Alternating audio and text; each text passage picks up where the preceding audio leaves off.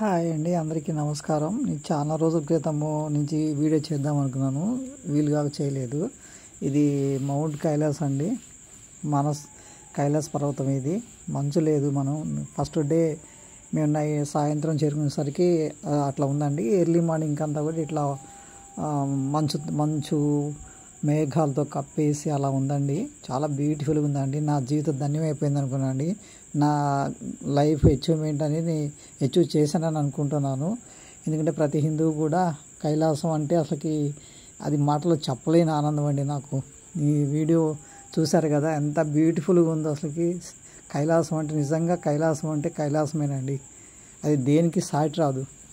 చూశారు కదా, మంచు సాయంత్రం పూట ఏమీ లేదు. మార్నింగ్ అంతా కూడా వర్ష సూచనలు వచ్చినాయి. అంత మేఘాలు కమ్మేసింది, మంచు అంతా పట్టిందండి. సెకండ్ డే పరిక్రమ మార్నింగ్ స్టార్ట్ అవుతున్నాము. ఫస్ట్ డే వచ్చినప్పుడు మంచు లేకుండా ఒట్టి కైలాస పర్వతాన్ని చూసాము మనం స్టార్టింగ్లో. ఇప్పుడు ఇది మంచు అంతా కప్పి ఉందండి పైన, చూశారు కదా. తర్వాత మేఘాలు కూడా అంతా మొత్తం చుట్టుముట్టున్నాయి. ఇంకా సెకండ్ డే పరిక్రమ అంతా కూడా ఆల్మోస్ట్ మధ్యాహ్నం వరకు వర్షం పడుతూనే ఉందండి, సన్నగా. అది కూడా మంచు వర్షం అండి. అది అసలుకి ఆ ఫీలింగ్ నేను చెప్పలేకపోతున్నాను మాటలో. మంచు వర్షం పడుతూ ఉంది ఒంటి మీద. మనకి పైనుంచి మంచు పడి వర్షంలాగా మళ్ళీ వెంటనే కరిగిపోతూ ఉందండి. అసలు సెకండ్ డే అయితే బ్యూటిఫుల్ అండి. అసలు ఒక్కసారి నా లైఫ్లో చూడాలనిపించింది. నేను చూసేసానండి. చాలా హ్యాపీగా ఉంది నాకు. ఈ సంతోషాన్ని మీతో షేర్ చేసుకుంటున్నాను. చూడండి, ఇది పక్కన ఈ హోటల్స్ అండి. ఇవన్నీ టెంపరీగా మనకి పక్కా బిల్డింగ్లే ఉన్నాయి. మంచిగా ఉన్నాయండి. లోపలంతా కూడా హీటర్లు పెట్టి, కార్డ్స్కి హీటర్లు పెట్టి ఉన్నాయి. కాబట్టి చలికి అంత పెద్ద భయపడాల్సిన అవసరం లేదు, చలి అని చెప్పి. కాకపోతే కొంచెం వాటర్, టాయిలెట్స్ అవి కొంచెం నీట్గా లేవు ఇక్కడ పరిక్రమ జరిగేటప్పుడు మాత్రం. మిగతా అంతా బాగుంది. మానస సరోవర యాత్ర అంతా కూడా, కైలాస మానస సరోవర యాత్ర. సో చూడండి, మేఘాలన్నీ కప్పేసి మనకి అసలుకి కనపడలేదు. మళ్ళీ వెంటనే మేఘాలు తొలగిపోతూ ఉంటాయండి. అక్కడ చూస్తాను, మెల్లమెల్లగా పోతూ ఉన్నాయి. మళ్ళీ మనకి మౌంట్ కైలాస్ కనిపిస్తూ ఉంటుంది. ఇది మౌంట్ కైలాస్ కాదండి, అది దాని పక్కనే ఉన్న కొండ. అది దీని తర్వాత వచ్చేది ఇదండి. మనకి సారలు కనిపిస్తుంది కదా, టాపు దీని పక్కది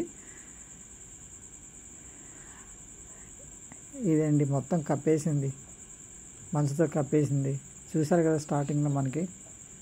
ఈ రెండో రోజు స్టార్ట్ అయ్యామండి మేము. స్టార్ట్ అయ్యి మధ్యాహ్నం వరకు మేము నడిచాము.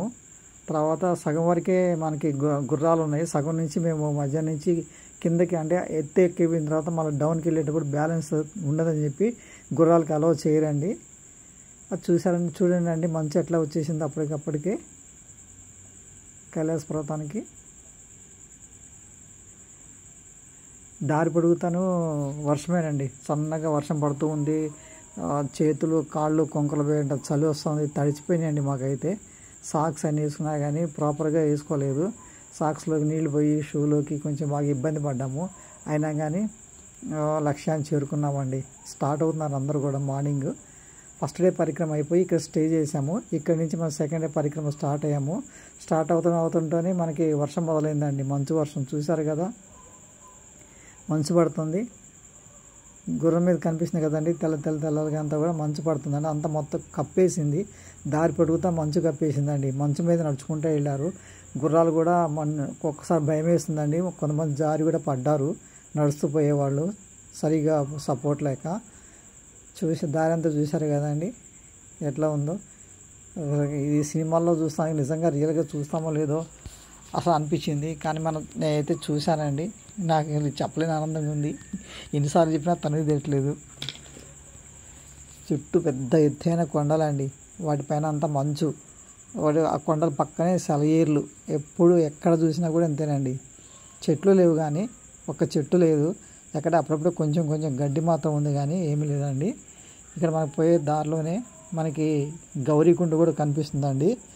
గౌరీకుండ మీకు తెలుసు కదా, పార్వతీదేవి రోజు స్నానమాచరించే స్థలం అండి. అది కొలను అలా ఉంది. అది దాంట్లోనే వినాయకుని బొమ్మ తయారు చేసి కూడా అక్కడే ప్రాణప్రతిష్ఠ చేసి అక్కడే మనకి ఇక్కడ కాపలా పెట్టుకున్నదని కూడా చెప్తారు.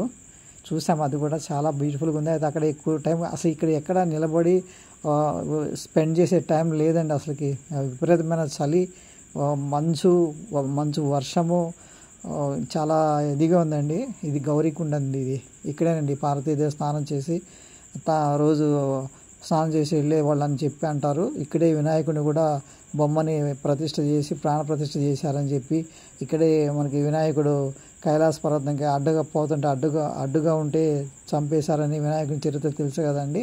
అది జరిగింది ఇక్కడే గౌరీకుండ అంటాము.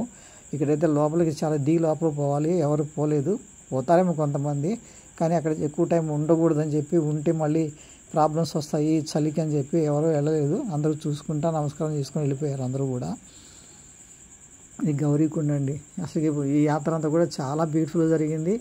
కొన్ని కష్టాలు ఉంటాయి అనుకోండి, దాంతోపాటు కూడా మనకి ఇక్కడ ఎక్కడా దొరికిన సుఖం, సంతోషం, ఆనందం, అన్ని భావాలు కలుగుతాయండి. కంపల్సరీ జీవితంలో మనం పోగలిగితే కదా. ఎక్స్పెండిచర్ ఎక్కువేనండి. మనకి ఇండియా నుంచి దారి ఏర్పడితే కొంచెం తగ్గొచ్చు. చూసారు కదండి. ఇక్కడి నుంచి మనకి గుర్రాలను దింపేశారండి. గుర్రాలను దింపి మేము నడుచుకుంటూ వెళ్తున్నామండి. ఎత్తు నుంచి కిందకి దిగాలండి.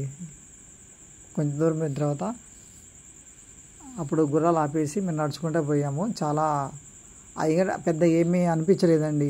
అమర్నాథ్ యాత్ర కంటే కూడా ఈజీగా నడవచ్చు అనిపించింది. కాకపోతే మా వాళ్ళందరూ ఒప్పుకోలేదు. చాలామంది నడిచి వెళ్ళారు, నడిచి చేయగలిగారు 3 days పరిక్రమ కూడా. 70 years వాళ్ళు కూడా చేశారండి. 70 years ఉన్న వాళ్ళు కూడా నడకతో 3 రోజులు పరిక్రమ చేశారు. చేయొచ్చు అండి, ధైర్యం ఉంది నాకు కూడా. కానీ మాకు టైము అని చెప్పి మా వాళ్ళందరూ కూడా హార్స్ మాట్లాడుకుని ఇంకా నేను నడవలేక వాళ్ళతో కలిసి వెళ్ళాను. గుర్రం మీద వెళ్ళాము మేమంతా కూడా. అయితే ఈ పరిక్రమలో సగం గుర్రము ఉంటుంది, సగం మనం నడవాలండి 2 days. Second day third day సగం వరకు గుర్రాలు వెళ్తాయి. సగం నుంచి గుర్రాలు దిగి వాటిని నడిపించుకుంటూ వాళ్ళు వస్తారు. వాళ్ళతో పాటు మనం కూడా నడిచి వెళ్ళాలండి. ఇక రోడ్డు సర్లేదు కాబట్టి నడిచి అందరు గుర్రాలు దిగేసి నడిచి వెళ్ళిపోతున్నారండి. ఇలా చాలా బ్యూటిఫుల్గా ఉంటుందండి.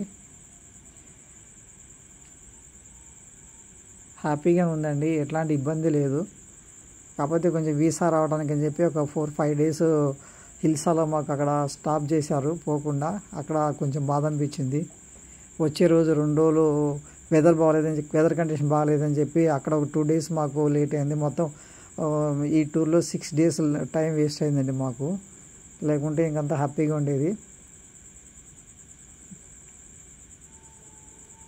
చూసారు కదండి, ఎక్కడ చూసినా పెద్ద పెద్ద ఎత్తైన పర్వతాలు, వాటి పక్కనే పాదాలు తాగుతూ సెలయేర్లు, అక్కడక్కడ జడల బర్రెలు అంటారు కదండి. జడల బర్రెలు అంటే అక్కడ ఇక్కడ సామాన్లు మోయటానికి వాటిని ఉపయోగిస్తారు. గుర్రాలనేమో మనుషులు తీసుకెళ్ళడానికి ఉపయోగిస్తారండి. ఏమైనా లగేజ్ సామాన్లు మోయాలంటే జడల బర్రె ఉపయోగించి తీసుకెళ్తారండి. అవి కూడా ఉన్నాయి, అక్కడక్కడ కనిపిస్తూ ఉంటాయి. కొన్ని వింత జంతువు కనిపించిందండి. నాకైతే కుందేళ్ళ ఉంది. కుందేలు కాదు, అది ఏం జంతువో నాకు పేరైతే తెలియదండి. కానీ వాళ్ళు ముద్దుగా ఉన్నాయి చక్కగా. అవి ఎవరి దగ్గరకైనా వస్తున్నాయి, ఏమైనా పెడితే తీసుకొని వెళ్తున్నాయి. నేను ఒక షార్ట్ చేశాను, దాంట్లో చూపించానండి. చాలా బాగున్నాయి అవి. ఆ జంతువులు తప్ప ఇంకేం కనపడలేదండి. అక్కడ 1-2 పక్షులు కనపడినాయి అంతే. ఇక దారి పొడుగుతే ఇంకేమీ లేవండి.